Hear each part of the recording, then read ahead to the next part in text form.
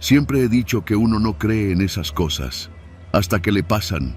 Y yo, la neta, era de los que se burlaban. Que si los fantasmas, que si los espantos, que si los portales al infierno. Me reía, con esa seguridad arrogante que solo tienen los vivos, creyendo que porque uno respira, el mundo le pertenece. Soy Miguel Torres, periodista independiente, de esos que se avientan a investigar lo que nadie quiere tocar. Había escuchado rumores desde hacía meses. En el norte de Chihuahua, por la salida a Ciudad Juárez, cerca de una brecha olvidada, estaba lo que quedaba de un cuartel militar abandonado. No tenía nombre, solo le decían el Retén Viejo. Los vecinos de la colonia Las Dunas juraban escuchar botas marchando cada medianoche, como si un pelotón invisible hiciera guardia todavía. Algunos aseguraban haber visto siluetas en las torres o voces gritando órdenes entre el monte. Otros decían que los perros no se acercaban ni con hambre. Yo, más terco que valiente, lo vi como una buena historia para mi canal. Llevaba tiempo sin subir nada que se hiciera viral. Así que agarré mi mochila, mi cámara, una linterna potente, algo de agua y me lancé. Llegué por ahí del mediodía, manejando por la carretera secundaria que se metía por los llanos. El calor era seco, pesado, como si te chupara la energía. El viento arrastraba polvo y ramas secas. A un lado del camino, unas casas dispersas y oxidadas parecían resistirse a desaparecer del mapa.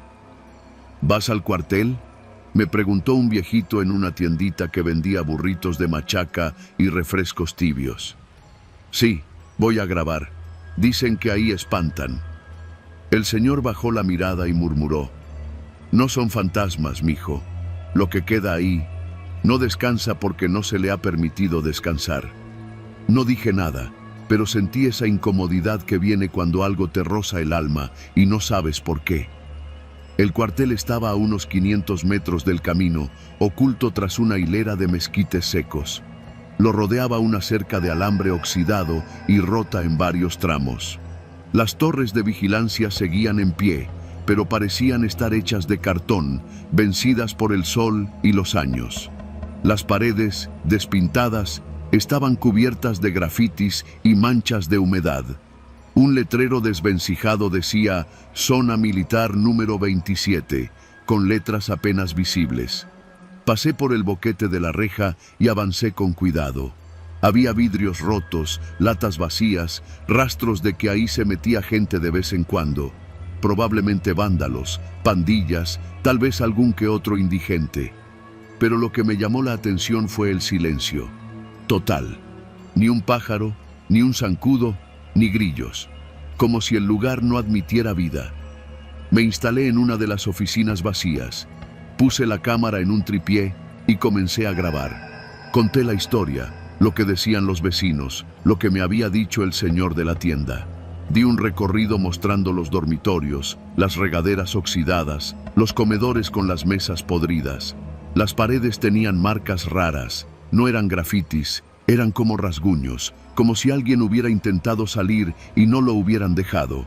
El lugar tenía un hedor raro, mezcla de humedad, orina seca y algo más que no supe identificar, algo como carne vieja. Se hizo de noche más rápido de lo que esperaba. Cuando me di cuenta, ya eran las 10. Me acomodé en una esquina del comedor con la linterna apagada, grabando en modo nocturno. Quería captar lo que fuera que pasaba a medianoche.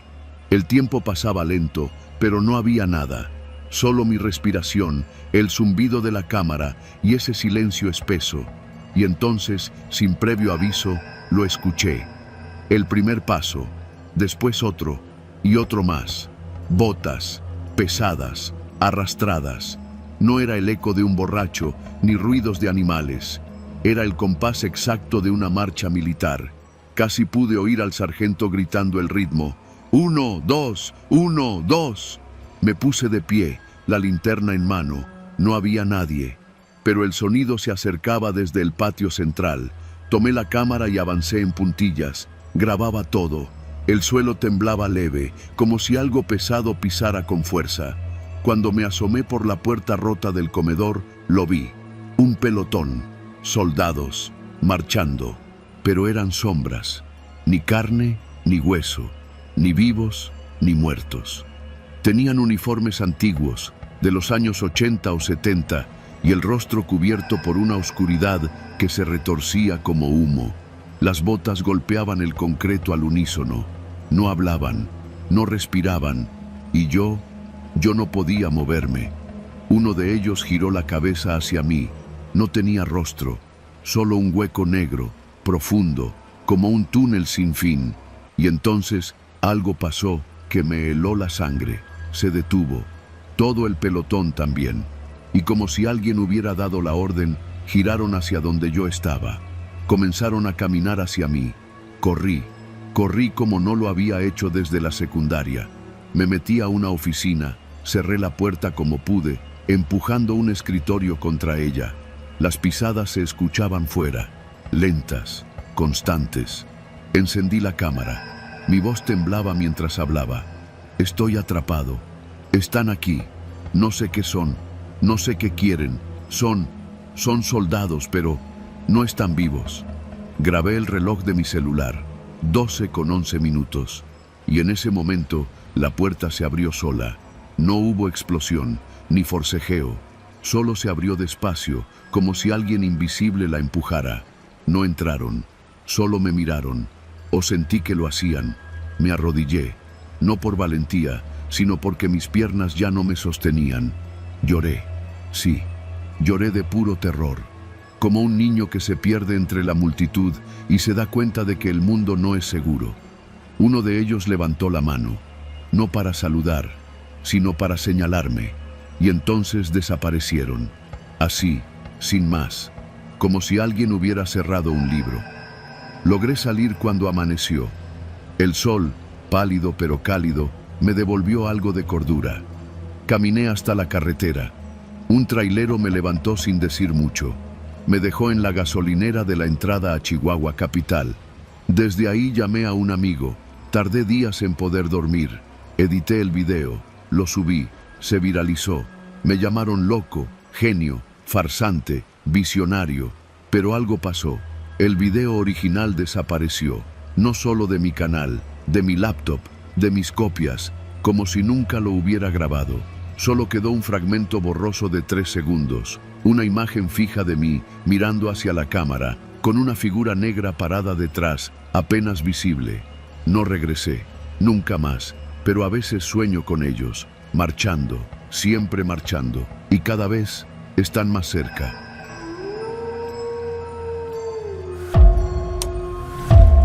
No he contado esto a nadie, ni a mi esposa. Cuando me preguntan por qué dejé la milicia tan joven, con apenas 37 años, siempre contesto lo mismo, que fue por una lesión en la pierna, que una metralla me alcanzó en un operativo en el norte del país y ya no pude recuperar bien. Pero eso es una mentira. No fue la pierna, fue el bosque, fue lo que vi, lo que me encontró en esa selva espesa de Chiapas hace ya más de 5 años. Y si lo cuento ahora es porque desde hace un tiempo los escucho de nuevo, en la madrugada, caminando por el patio de mi casa. A finales del año 2018 nos mandaron a una operación de reconocimiento cerca del ejido San Javier, en la zona de la selva Lacandona. Había reportes de un grupo armado que se movía entre la maleza, usando caminos que no estaban en ningún mapa oficial. El terreno era complicado. Árboles densos, humedad que no te dejaba respirar y un calor pegajoso que se te metía en los huesos aunque estuvieras quieto. Éramos 14. Yo estaba al mando de un grupo de 8 elementos, gente ruda, entrenada, de la que uno se puede fiar. Pero desde el primer día algo no me cuadró. No era solo el silencio que a ratos se volvía espeso, como si ni los insectos quisieran hacer ruido. Era el aire, el olor, como a tierra mojada con hierro, como si algo ahí abajo estuviera descomponiéndose. Caminamos casi 3 horas selva adentro, con la guía de un chamaco del lugar que contrató el ejército.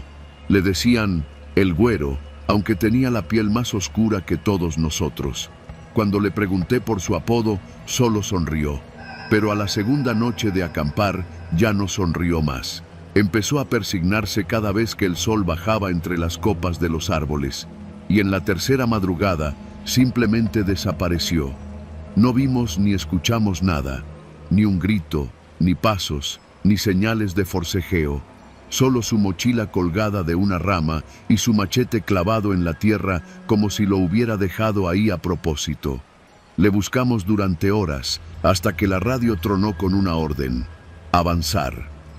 Seguimos el rumbo que él nos había señalado el primer día, con la idea de dar con los insurgentes, pero lo que encontramos fue otra cosa, algo que no debería existir.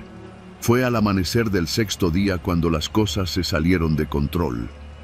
Avanzábamos en formación por una vereda estrecha, con la neblina cubriéndonos las botas. Uno de los nuestros, el cabo Estrada, empezó a escuchar cosas. Voces. Decía que alguien susurraba su nombre desde los árboles, que eran las voces de sus primos muertos.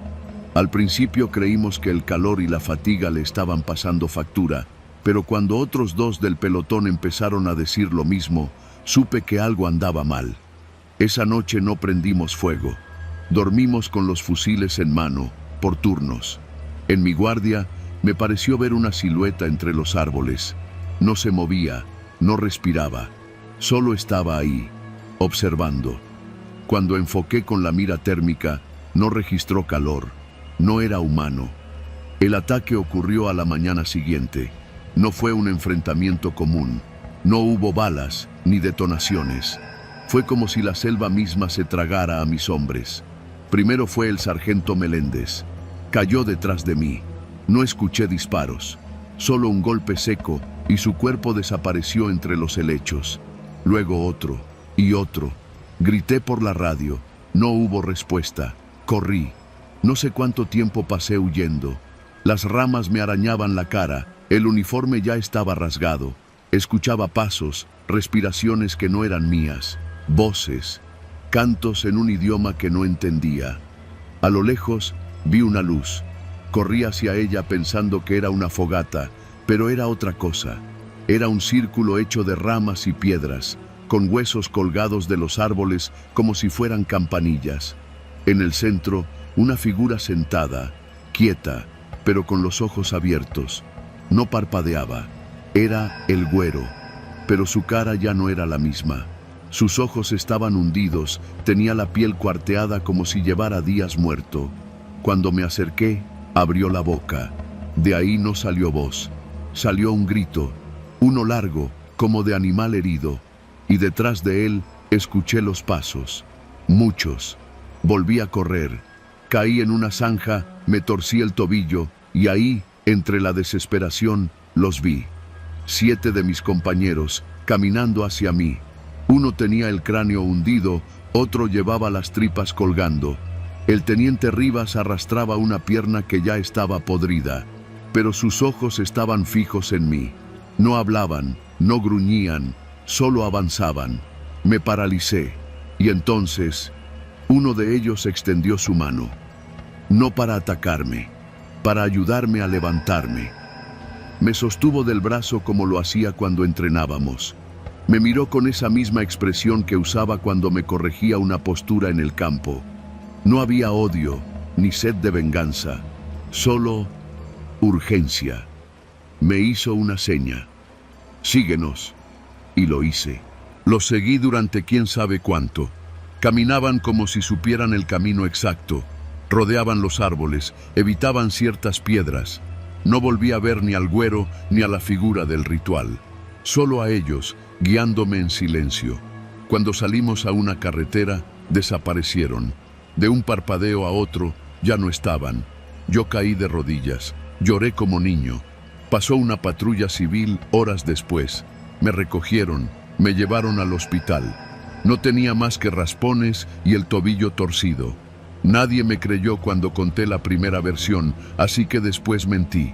De los 14, solo yo regresé. Desde entonces no soy el mismo. Me retiré. Me vine a vivir a las afueras de Cuautla, donde nadie me conoce. Trabajo en una tienda de abarrotes. No quiero volver a cargar un arma en la vida. Pero hace 2 meses, algo volvió. Una noche, mientras cerraba el local, escuché pasos en el pasillo trasero. Pensé que era un ladrón, pero no encontré a nadie. Luego empezaron a apagarse las luces por sí solas. Cosas pequeñas, insignificantes. Hasta que una madrugada escuché el mismo silbido que el teniente Rivas usaba para llamarnos en la formación. Lo escuché claro, nítido, justo afuera de mi ventana. Y ahí estaban, 7 sombras, paradas bajo el naranjo del patio. No hacían nada, solo me veían. Desde entonces vienen de vez en cuando. Nunca se acercan, nunca me tocan, pero ahí están. Me vigilan, como si quisieran asegurarse de que no vuelva al bosque, como si su tarea no hubiera terminado. Yo los vi morir, los vi caminar después, y ahora me doy cuenta de algo que nunca había querido aceptar. Ellos no regresaron por mí. No solo fue para salvarme, fue para marcarme, y algún día me van a llevar con ellos.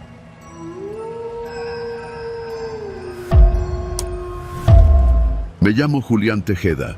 Tengo 37 años y llevo casi 2 décadas dentro del ejército mexicano. No soy alguien que se asuste fácil, y mucho menos que ande contando cuentos de fantasmas.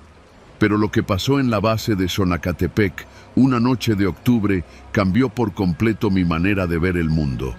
No sé cómo empezar esto sin parecer un loco, pero si alguien más ha visto lo que yo vi, tal vez necesite saber que no está solo. Era una madrugada tranquila. Estábamos en plena temporada de lluvias, así que todo estaba empapado, con ese olor a tierra mojada que se mete por la nariz y se queda en la garganta. Tenía guardia nocturna junto con otros 2 compañeros, Mendoza y el cabo Rocha. Los 3 nos turnábamos cada 2 horas en la ronda del perímetro. Nada fuera de lo normal. Esa base, aunque chica, tiene su historia. Se construyó sobre una vieja estación militar que operó en los años posteriores a la Revolución. Mucha gente cuenta que durante la Guerra Cristera usaron esas instalaciones para interrogar y ejecutar insurgentes. A mí eso siempre me sonó a exageración. Nunca fui de creer en leyendas, aunque sí reconozco que el ambiente de la base cambia de noche. Los pasillos parecen más largos y los ruidos, bueno, los ruidos nunca faltan. Esa noche me tocó el último turno, de 4 a 6 de la mañana. Estaba lloviznando apenas, así que me puse mi impermeable y salí a caminar con la lámpara de mano encendida. El viento arrastraba hojas por el patio central y las farolas titilaban como si estuvieran a punto de apagarse. Todo callado. Ni siquiera se oía a los perros del barrio ladrar. Pasé por el costado de los dormitorios viejos, que ya nadie usa, y fue ahí donde empecé a sentir algo raro. Una sensación como de presión en el aire, como si estuviera cargado. El tipo de atmósfera que te hace apretar los dientes sin darte cuenta. Seguí caminando, más por orgullo que por otra cosa. No iba a dejar que una corriente de aire me sacara un susto, pero al pasar frente al muro donde cuelgan las placas conmemorativas, noté algo que me hizo detenerme. Había una silueta parada justo frente a la placa del batallón de 1933. Era un hombre, alto, flaco, con un uniforme distinto al nuestro. No era el pixelado moderno, era de gabardina gruesa, color caqui, con una gorra de visera dura y una banda en el brazo izquierdo. No vi su cara porque tenía la cabeza baja, como si estuviera leyendo los nombres en la placa. Al principio pensé que era uno de los oficiales bromistas, de esos que se disfrazan para asustar a los novatos. Me acerqué con la lámpara en alto. «Oye», le grité, «¿quién eres? ¿Qué haces aquí?» No respondió, solo alzó la cabeza lentamente, y ahí fue cuando me paralicé. Su rostro estaba cubierto por una máscara de tela militar, como esas antiguas de gas, pero desgarrada. A través de los agujeros pude ver su piel, si se le puede llamar así. Era grisácea, reseca, como papel quemado. Y lo peor fueron sus ojos, vacíos. No tenía pupilas, solo cuencas oscuras que parecían chupar la poca luz que salía de mi linterna.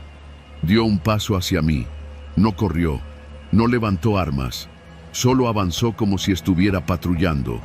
Pero el sonido de sus botas era seco, hueco, como si pisara madera vieja en lugar de concreto mojado. Mi primer instinto fue retroceder. No corrí, pero sí di varios pasos hacia atrás hasta tropezar con una jardinera. Cuando parpadeé, ya no estaba. Ni un ruido, ni una sombra. Solo la lluvia cayendo suave y mi respiración agitada. Volví al dormitorio principal y desperté a Mendoza. «Te toca, carnal», le dije, fingiendo normalidad. «¿Ya? Qué rápido se te fue el turno, ¿no?». No respondí. Me metí al catre y cerré los ojos, pero no dormí. Solo esperaba escuchar si gritaba o volvía corriendo. Pero no pasó nada. Al día siguiente, durante el desayuno, me senté junto a Rocha. «Oye, ¿tú has visto algo raro por aquí?». «De noche me refiero». Me miró fijo. Dejó la tortilla a medio doblar y bajó la voz. «¿Viste al viejo?». No supe qué decirle. Él asintió solo, como si ya supiera mi respuesta. «A mí me tocó hace 3 semanas. Estaba en la caseta 2. Lo vi pasar por la reja, como si no existiera alambre. Uniforme viejo, botas altas, paso firme. No habla, no te ve como tú crees, te reconoce. No hablamos más, pero desde ese día, cada vez que hacía guardia, algo dentro de mí se tensaba. Una madrugada, escuché pasos en la azotea. Subí con Rocha y encontramos una silueta parada justo en la orilla, de espaldas a nosotros. Parecía un soldado más, hasta que lo enfocamos bien. Estaba sin rostro, tenía un agujero enorme en lugar de boca. No se movía, solo estaba. Rocha se santiguó. Yo me quedé helado. Bajamos sin decir palabra. Al día siguiente, encontramos huellas de botas antiguas en el techo, marcadas en el lodo. Unos días después, nos llamaron a formación de emergencia. Uno de los reclutas, un chavo de nombre Fabián, se había disparado en la pierna. Dijo que vio a un hombre con sable antiguo caminando entre las literas. Todos pensaron que fue una alucinación por falta de sueño, pero yo supe que no, y Rocha también. Empezamos a investigar. Preguntamos discretamente a los viejos del pueblo cercano. Un señor, de los que aún venden leña en burro, nos dijo que esa base se construyó sobre una fosa común. Ahí los enterraron, a los que se amotinaron, soldados que ya no querían obedecer. Los mandos los fusilaron en la noche y los echaron todos juntos. Nadie rezó por ellos, nadie los reclamó, y dicen que todavía hacen guardia, que no saben que la guerra ya se acabó. Todo eso parecía una locura. Pero las apariciones se intensificaron. A veces los veíamos marchar en línea recta por el patio. A veces aparecían nombres en los pizarrones de los dormitorios. Ortiz, Gómez, Silva, Saldaña, escritos con tiza vieja, pero nadie del batallón tenía esos apellidos. Una noche, durante una tormenta fuerte, me tocó estar en la torre del almacén. A eso de las 3, vi movimiento entre los vehículos. Encendí el reflector y lo que vi me dejó paralizado. Al menos 6 figuras con uniformes de los años 30 caminaban en formación. Uno de ellos, con insignias de capitán, se detuvo y alzó el brazo hacia la torre. No sé cómo, pero me habló sin mover la boca.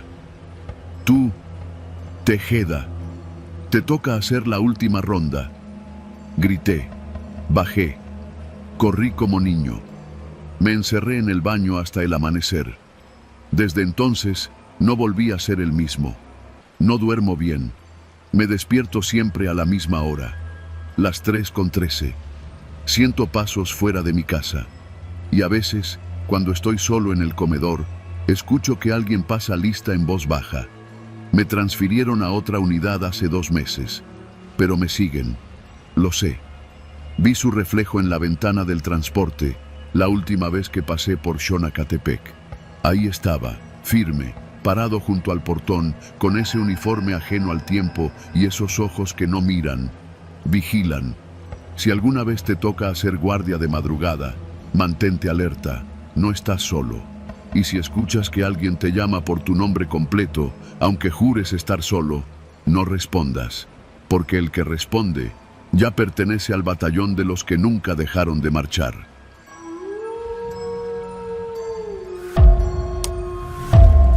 Dicen que en la guerra nadie vuelve completo, que aunque regreses entero, dejas pedazos tuyos allá, entre el polvo, la sangre y los gritos. Yo nunca estuve en combate, nunca fui soldado, pero esa noche, esa maldita noche en el túnel, entendí lo que significa obedecer órdenes hasta después de muerto. Todo comenzó con un aviso. Me llamo Raúl Torres, tengo 39 años y soy técnico en sistemas del municipio de Gómez Farías, Tamaulipas. Pero por cuestiones de trabajo, me tocó hacer un proyecto en el municipio de Miquihuana, donde están rehabilitando unas viejas instalaciones del ejército que llevan clausuradas desde hace más de 30 años. Mi trabajo era instalar cámaras y sensores para un sistema nuevo de seguridad. Nada complicado en teoría. Llegar, revisar, montar el equipo y salir. Todo en una semana. La zona era remota. La base, aunque deteriorada, aún conservaba buena parte de su estructura. Pero había algo que desde el primer día me dio mala espina. Un túnel subterráneo que comunicaba los antiguos dormitorios con el viejo búnker de operaciones. Estaba clausurado con placas metálicas y tenía letreros oxidados que apenas se leían. Acceso restringido, personal autorizado. Cuando pregunté por qué lo habían cerrado, el ingeniero encargado me contestó sin voltear a verme. Se clausuró en el 85, después de un accidente, un colapso parcial. No hay nada ahí abajo, puro polvo y ratas. Mentía. Lo supe por su tono, por la forma en que sus dedos jugaban con las llaves cuando hablaba, y por cómo evitaban pasar cerca del túnel incluso cuando no tenían por qué. La cosa es que el sistema de cámaras debía cubrir toda la instalación, incluyendo los accesos al túnel. Así que, como parte del protocolo, una noche me quedé para revisar los equipos con una laptop y asegurarme que todo funcionara bien. Lo recuerdo claro, era martes, eran casi las 23 horas, y estaba solo en la sala de monitoreo improvisada en el comedor viejo del cuartel. Las cámaras funcionaban bien. Una mostraba el portón principal, otra el comedor. Dos más cubrían los pasillos, y una apuntaba directo al acceso clausurado del túnel. Todo tranquilo. Apenas y el zumbido del generador eléctrico y el viento golpeando las láminas oxidadas del techo, hasta que algo se coló por los audífonos. Una voz, baja, áspera, como si saliera de una garganta seca. Formación 1, todos al pasillo 3. Brinqué del susto, quitándome los audífonos de golpe. Revisé la transmisión. Nada. La cámara del túnel mostraba la puerta metálica cerrada, completamente inmóvil. Pensé que había sido una interferencia. Fui por un café al termo y traté de no sugestionarme. Llevaba ya 3 noches durmiendo mal. Tal vez era mi mente jugando trucos. Pero unos minutos después, volvió. Agrúpense, posición de ataque. La voz venía con más fuerza, y no era una sola. Podía escuchar otras detrás. Voces masculinas, roncas, como si vinieran de dentro del metal, como si las órdenes fueran para alguien que aún las estaba cumpliendo. Ahí abajo. Abrí la cámara en pantalla completa. Nada. Me armé de valor. Tomé mi lámpara, una navaja multiusos que siempre cargo, y salí. Quería comprobar que no hubiera algún radio viejo transmitiendo por accidente, algún loco escondido o alguna bocina conectada a una broma. El aire afuera estaba helado. La base entera parecía contener la respiración. Caminé hasta el acceso del túnel. La placa metálica tenía huellas de óxido, pero también marcas, como líneas, trazos recientes que no estaban ahí cuando montamos la cámara. Las seguí con la lámpara. Parecían letras, pero mal hechas, como raspadas con uñas. No entendí qué decían. Eran más bien símbolos. Y entonces escuché pasos, no míos. Pasos secos, rápidos, como botas militares. Me eché para atrás, esperando ver a alguien salir, pero no apareció nadie. Los pasos siguieron, cruzando justo frente a mí, como si una formación de soldados estuviera marchando, invisibles. Me congelé. No podía moverme. El aire se volvió más denso, como si hubiera entrado en una cámara sin oxígeno. Y luego, otra orden. Contacto visual. Ataque inminente. Fuego. Y lo escuché. Gritos, explosiones, disparos. Pero no afuera. Todo venía del túnel. Un combate invisible, como si las paredes aún guardaran una batalla que no terminó. Corrí. Me encerré en la sala de monitoreo, pero las cámaras comenzaron a fallar. La imagen del túnel empezó a distorsionarse y vi algo. Una sombra. Alta. Muy alta. Llevaba algo en la mano. No era un arma moderna. Era como un machete, pero oxidado, sucio, irregular. Me tapé los oídos cuando las voces volvieron. ¡Al suelo! ¡Repliegue! ¡Muerto el teniente! ¡Caído! Ya no eran solo órdenes, eran lamentos, gritos de hombres que morían una y otra vez, voces de soldados que seguían peleando en un túnel sellado. Una guerra que nunca terminó, que aún se repite. En la oscuridad, apagué todo, desconecté la corriente. Me quedé en silencio, encerrado, sin atreverme a mirar otra vez la pantalla. Y en medio del silencio, juraría que oí una última frase, dicha con una calma escalofriante. Objetivo cumplido, esperando nuevas órdenes. Dormí unas horas en una silla, con la lámpara en la mano y la espalda contra la pared. Al amanecer, me largué de ahí sin decirle a nadie lo que había pasado. Entregué el informe como si todo estuviera en orden, pero nunca regresé. Pasaron semanas. Quise convencerme de que lo imaginé, de que fue la falta de sueño, la soledad, el encierro. Pero hace 3 noches, a las 3:15 de la madrugada, me llegó una notificación al celular. Una de las cámaras de esa base aún estaba activa, aunque el sistema debió haberse desconectado. Era la del túnel.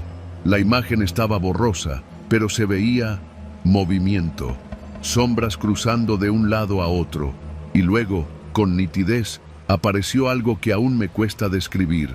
Un hombre, o lo que quedaba de uno. Uniforme desgarrado, rostro lleno de heridas, sin ojos, pero mirando. A la cámara, a mí. Levantó una mano en saludo militar, y la imagen se cortó. No he podido dormir desde entonces.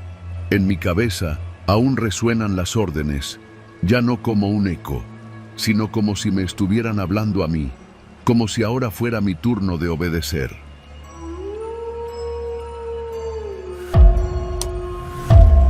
Nunca pensé que mi última misión como sargento activo me marcaría de por vida. Siempre creí que lo más fuerte que uno enfrentaba en la milicia eran las balas, los embates del clima o la pérdida de compañeros. Pero lo que vivimos esa madrugada en la sierra no tenía explicación humana.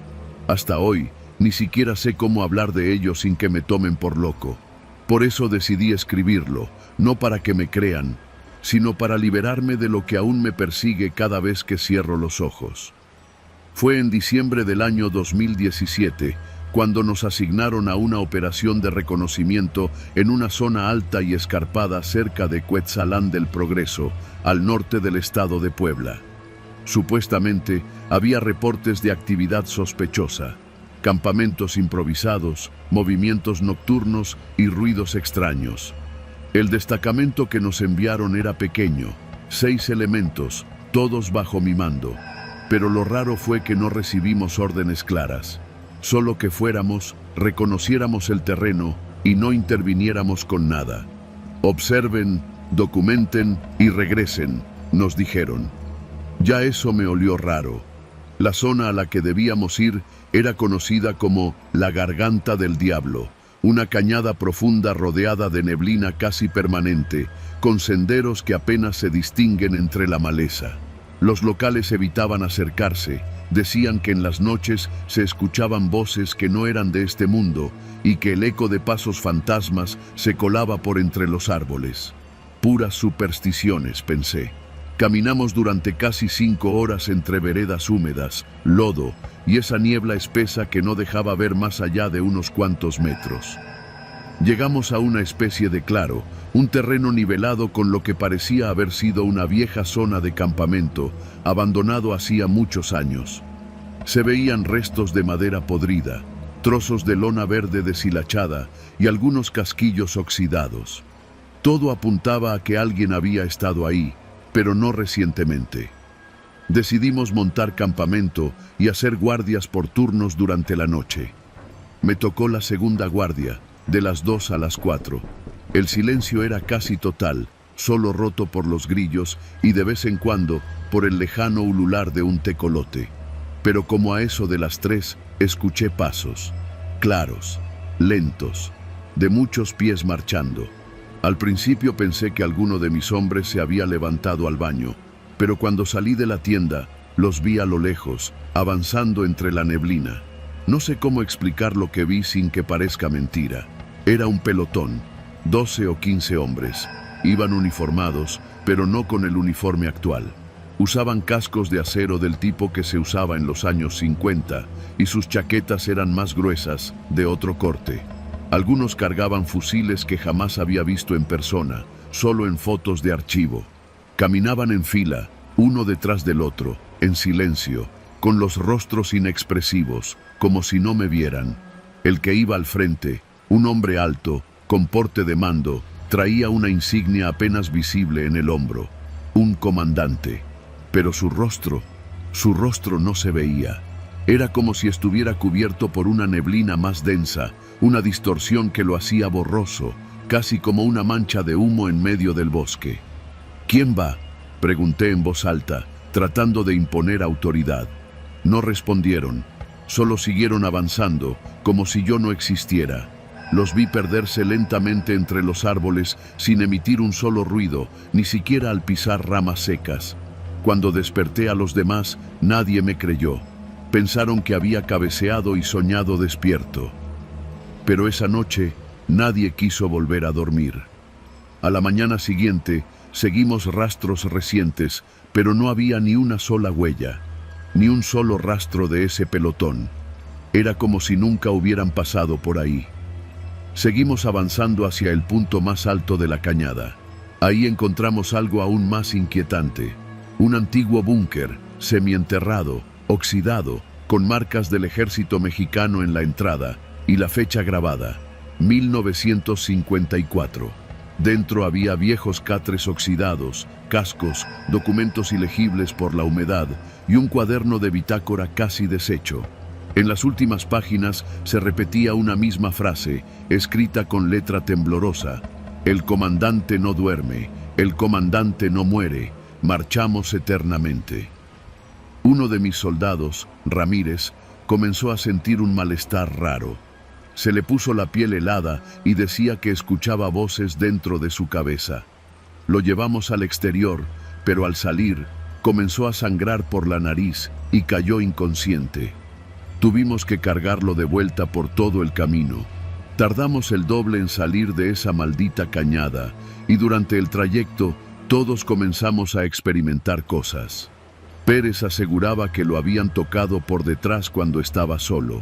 A Mendoza se le borraron todas las fotos del celular. Y a mí me seguía ese pelotón. Cada noche, desde aquel día, al cerrar los ojos los veo avanzar en silencio, siempre encabezados por ese comandante sin rostro, que parece estar más cerca cada vez, como si me estuviera señalando, como si esperara que yo me una a ellos. Cuando regresamos a la base, reporté todo lo ocurrido.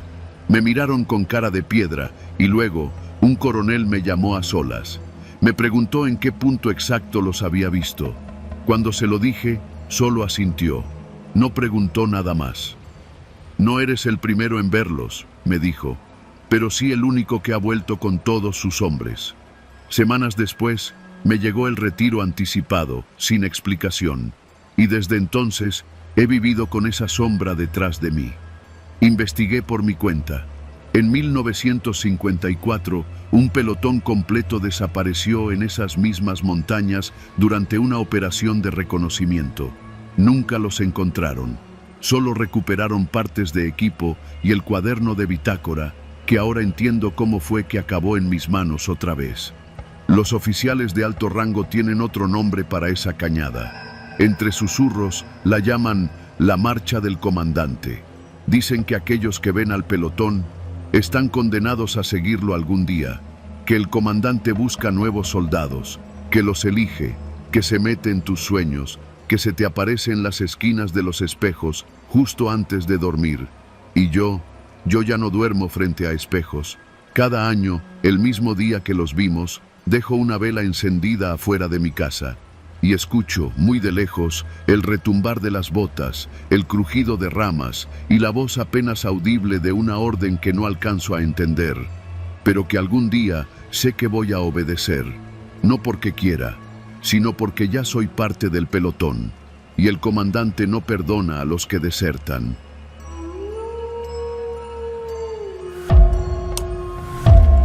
No era la primera vez que me tocaba turno nocturno en la patrulla, pero esa noche del miércoles algo se sentía diferente. Yo soy Manuel, policía municipal en Saltillo, Coahuila, desde hace más de 15 años. He visto de todo: accidentes, balaceras, borrachos peleando con postes, gente alucinando cosas que no están. O eso pensaba. Esa noche, mientras mi compañero, el Güero, y yo recorríamos la carretera vieja rumbo a General Cepeda, algo que no estaba en el protocolo nos interceptó. Era pasada la 1 de la madrugada. Estábamos patrullando por rutina, solo para tener presencia en la zona.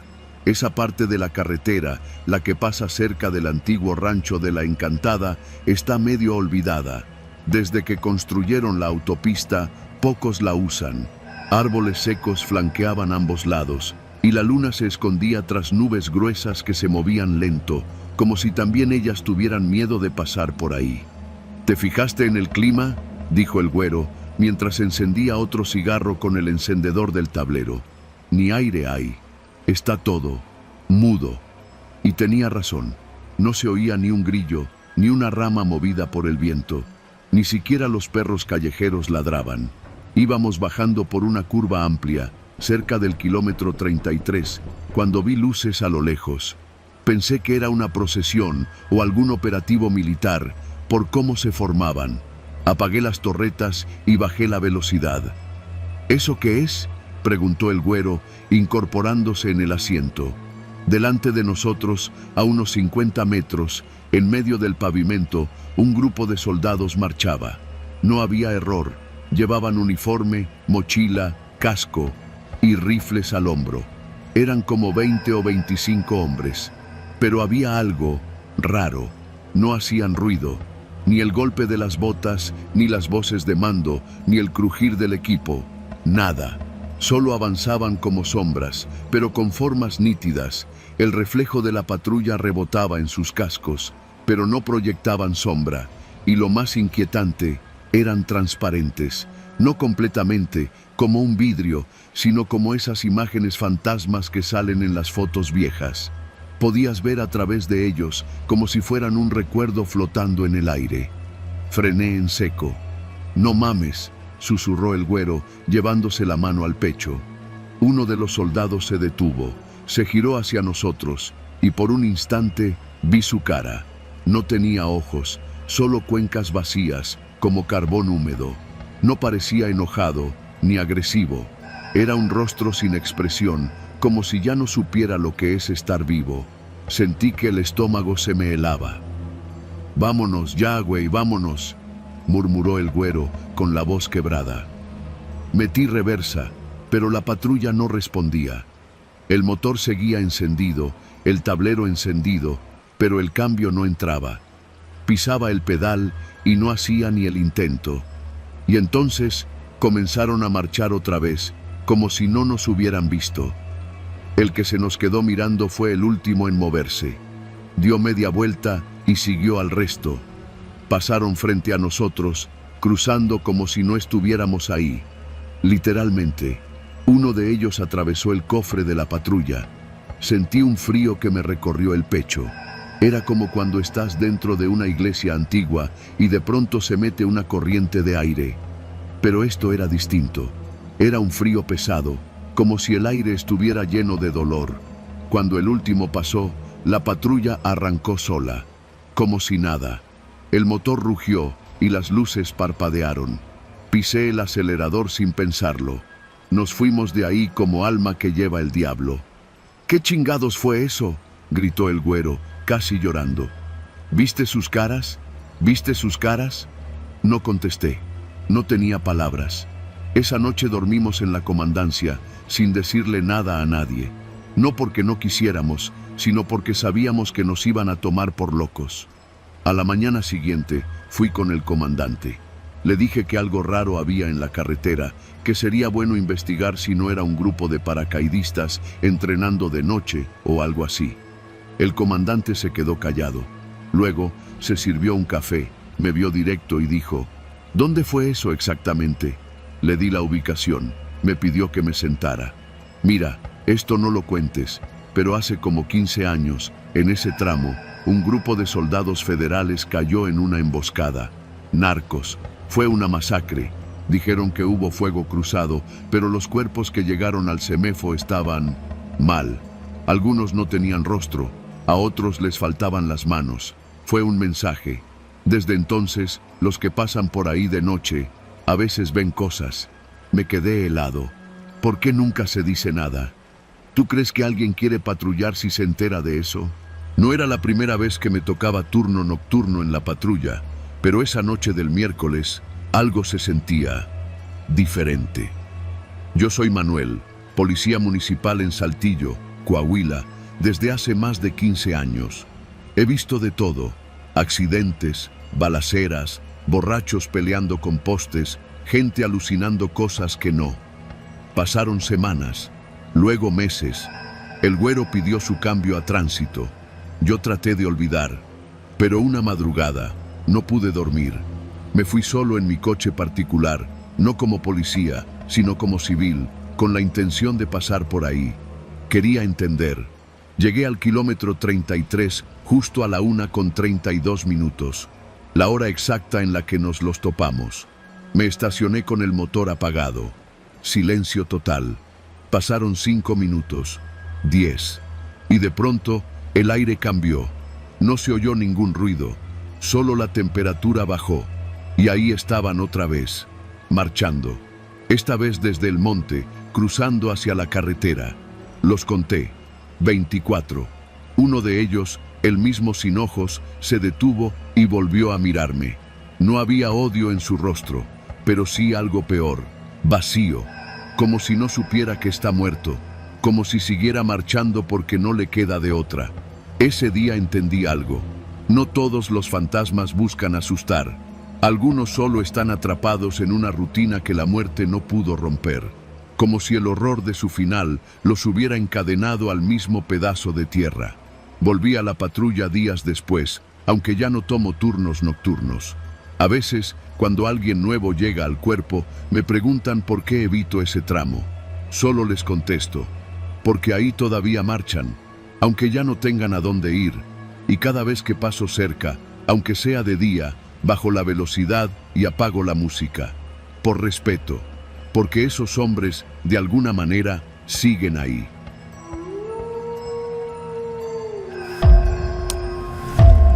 Desde niño supe que el desierto de Sonora guarda cosas que no se deben nombrar.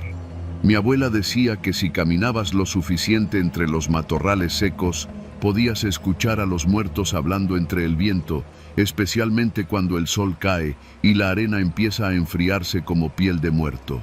Nunca le creí, claro, hasta que me tocó vivirlo. Me llamo Efraín Valenzuela. Soy técnico en telecomunicaciones.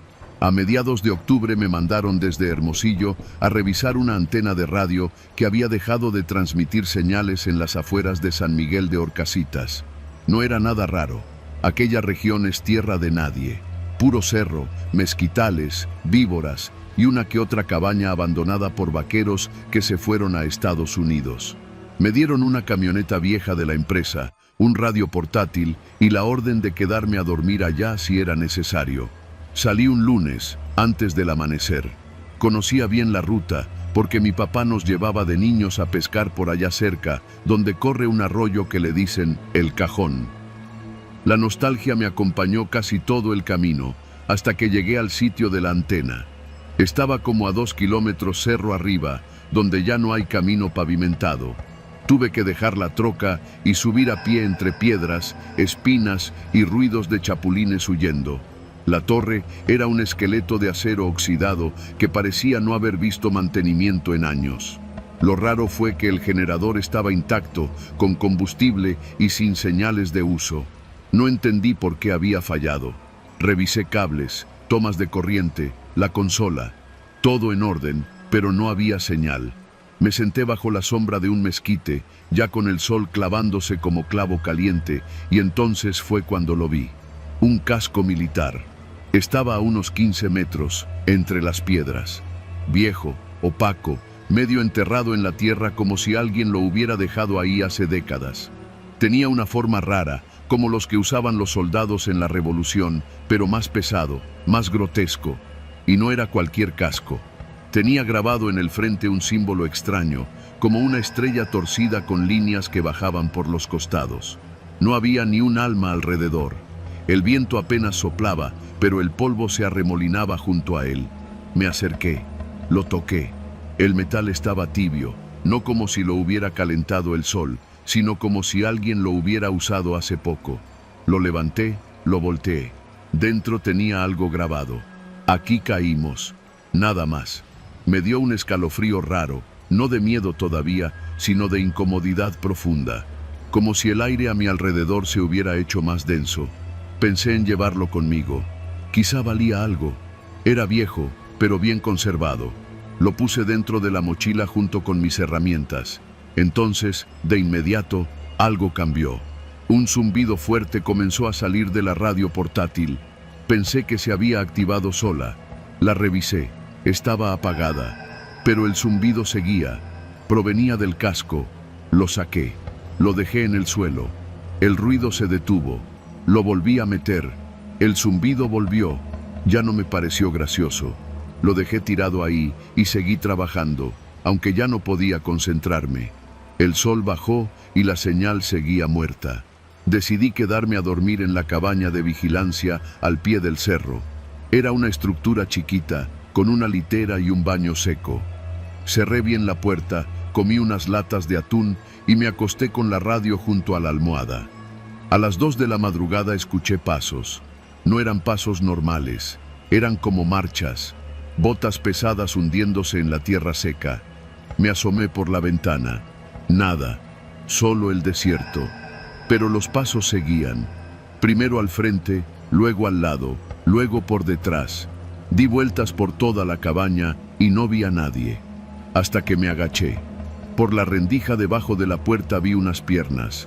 Botas militares antiguas, cubiertas de polvo. Y algo más. El casco. Estaba flotando. No había cabeza, ni cuerpo. Solo el casco suspendido, moviéndose lentamente por el frente de la puerta, como si alguien invisible lo usara. Me paralicé. El casco se detuvo frente a la puerta. Luego, como si escuchara algo, se giró y se alejó. Desapareció detrás de los arbustos. No dormí el resto de la noche. Al amanecer, subí de nuevo a la torre para revisar si seguía ahí. El casco ya no estaba. Ni huellas, ni marcas, nada. Pensé que lo había soñado. Una alucinación por el calor. Bajé, arranqué la troca y decidí volver a Hermosillo. Pero a unos 30 minutos de camino me detuvo un retén militar. Eran soldados reales, bien armados. Me pidieron identificación, revisaron la camioneta. Uno de ellos me pidió que abriera la caja trasera. Lo hice. No había nada raro, pero entonces el comandante, un viejo canoso con acento norteño marcado, me dijo: ¿No traes contigo algún objeto de allá arriba? ¿A qué se refiere? Al cerro donde está la torre. ¿No agarraste nada? ¿Una piedra? ¿Un pedazo de metal? ¿Algo? Negué. No me creyeron. Uno de ellos me sacó de la camioneta y comenzó a revisarla más a fondo. Al abrir una de las mochilas, ahí estaba. El casco. Pero yo lo había dejado tirado. ¿Cómo llegó ahí?, pregunté. Nadie respondió. El comandante lo tomó con mucho cuidado. Lo envolvió en una manta negra. Luego me miró a los ojos. Te libraste por poquito, compa. Este casco pertenece a los que no descansan, a los caídos del batallón de los olvidados. Yo no entendía nada. Me dieron una botella de agua, me dijeron que siguiera mi camino y no regresara jamás a ese cerro. No pregunté más. Me fui, pero no terminó ahí. Una semana después, en mi casa en Hermosillo, comenzaron a pasar cosas. Puertas que se abrían solas, zapatos alineados junto a mi cama, huellas de tierra dentro de la regadera, y el zumbido, ese zumbido del casco. No lo había vuelto a escuchar desde entonces. pero ahora se colaba por las paredes, por los enchufes, por el radio del coche. Y cada vez que lo oía, sabía que se acercaba. Primero fue una sombra en el pasillo, luego el ruido de una marcha afuera de mi ventana. Una noche, desperté con la cabeza cubierta de tierra, como si alguien me hubiera enterrado mientras dormía. Fui con un curandero en el centro. Me dijo que había traído conmigo una deuda vieja. Ese casco no se movía solo, mijo. Lo llaman, lo buscan. Donde lo dejen lo siguen. Porque no es un casco, es un ataúd. Me dio una limpia con huevo, copal y ruda. Me hizo enterrar una ofrenda de sal, pan y tierra de cementerio al pie del cerro donde lo había encontrado. Me tardé en animarme, pero cuando lo hice, las cosas pararon. Ya no marchaban por mi patio, ya no me enterraban la cabeza, ya no sentía esa mirada invisible mientras comía o me bañaba. No he vuelto a trabajar en el monte. Cambié de chamba. Ahora instalo alarmas en casas, pero cada que alguien me dice que tiene ruidos raros en la noche, lo primero que les pregunto es, ¿no han tocado nada viejo por ahí? ¿Un casco tal vez? Porque si lo han hecho, que se agarren. Hay objetos que no se deben tocar, menos si pertenecieron a los muertos que no aceptaron morir, porque en el desierto, el polvo no solo cubre huesos, también cubre maldiciones, y hay cosas que caminan solas, buscando venganza.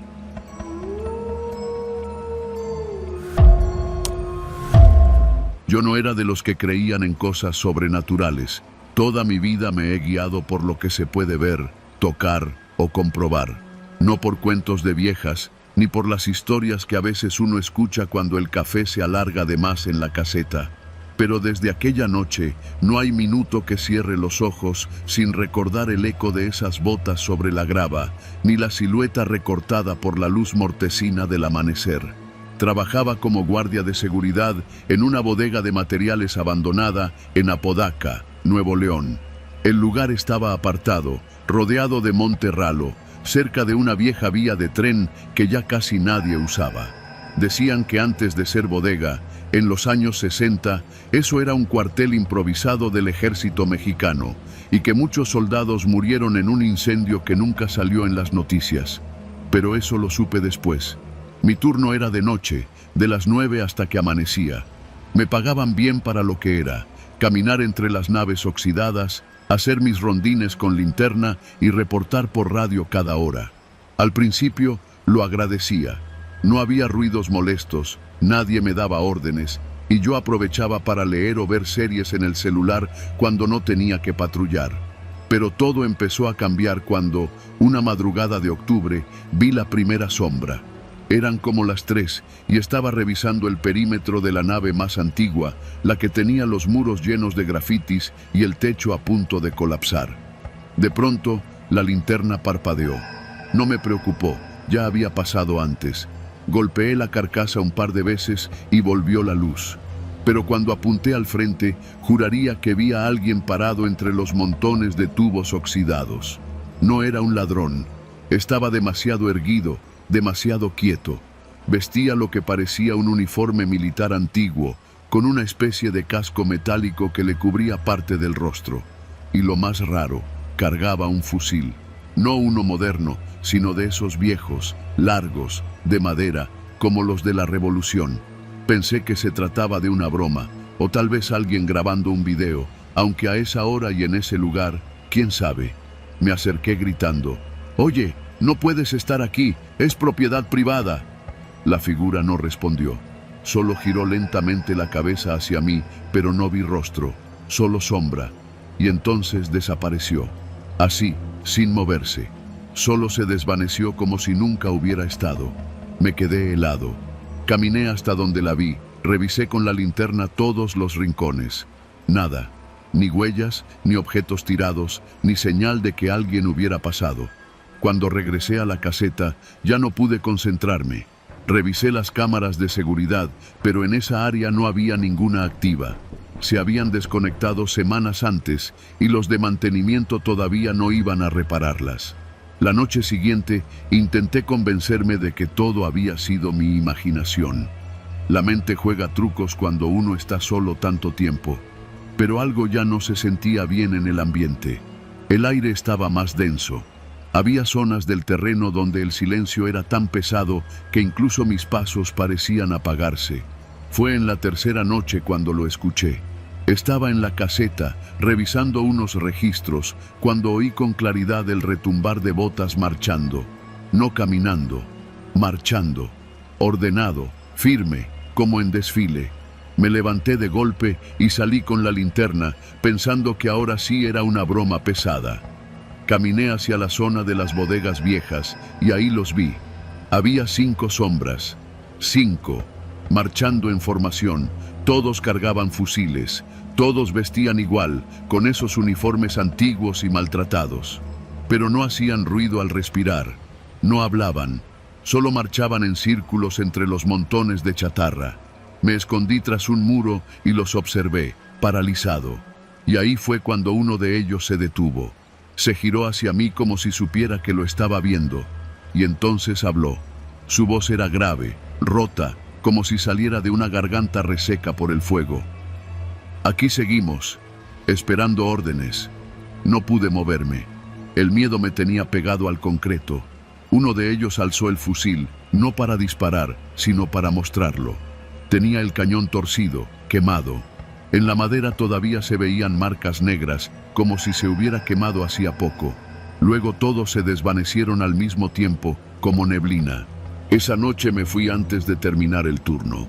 Inventé que tenía fiebre y no regresé hasta que pasaron 2 días. Pero cuando volví, algo cambió. Ya no se escondían. Ya no eran sombras furtivas, ahora se manifestaban abiertamente. Cada madrugada, en punto de las 3, podía escuchar el sonido de las botas. A veces los veía pasar entre las rejas oxidadas del portón principal. A veces aparecían cerca de la caseta, observándome desde la oscuridad. Uno de ellos, el más alto, se detenía justo frente a la puerta. Nunca intentó entrar, pero su presencia era aplastante. Se quedaba ahí, inmóvil, hasta que amanecía y desaparecía con la primera luz del sol. Le conté a mi jefe lo que estaba pasando. Me dijo que varios guardias habían renunciado antes, que algunos habían dicho cosas parecidas. Pero nadie le creía. Pensaban que eran pretextos para irse. Me ofreció cambiarme de turno, pero ya era tarde. Yo ya estaba marcado. Una noche, mientras hacía mi último rondín, encontré una trinchera improvisada detrás de la bodega principal. No estaba ahí antes. Era como si alguien hubiera escarbado con desesperación. Dentro había casquillos antiguos, oxidados, un casco y una placa metálica con el nombre Sánchez B, grabado a mano. Esa misma noche, el más alto habló otra vez. Nos dejaron morir aquí, sin órdenes, sin gloria. Sentí un ardor en el pecho, como si el aire me pesara, como si cada palabra tuviera el peso de un disparo. No supe qué hacer, solo me hincé, no por voluntad, sino porque algo me empujó a hacerlo. Sentí su presencia frente a mí. El silencio se volvió tan denso que podía oír mi sangre. Y entonces sentí el frío del cañón del fusil en mi frente. Queremos que alguien nos recuerde. Cuando desperté, estaba tirado en la caseta. La cámara de seguridad, una de las que sí servía, grabó cómo me desplomé de golpe a las 3:05. No hubo nadie más en el video, solo yo, cayendo como si me hubieran derribado de un golpe invisible. Renuncié ese mismo día, pero no porque ya no los viera. De hecho, todavía los veo. Cuando camino por alguna calle oscura, cuando paso cerca de una construcción abandonada. A veces solo es una silueta recortada por la luz de un poste. A veces escucho las botas detrás de mí. No quieren venganza, no buscan dañar. Solo están ahí, marchando eternamente, esperando órdenes que nunca llegaron. Soldados atrapados en un cuartel que ya no existe, cargando fusiles quemados, con los ojos fijos en un horizonte que nunca conocieron. Yo sobreviví, pero cada noche, cuando cierro los ojos, siento que sigo ahí, de pie, esperando junto a ellos, porque una vez que los ves, una parte de ti se queda con ellos para siempre. Los soldados que nunca descansaron.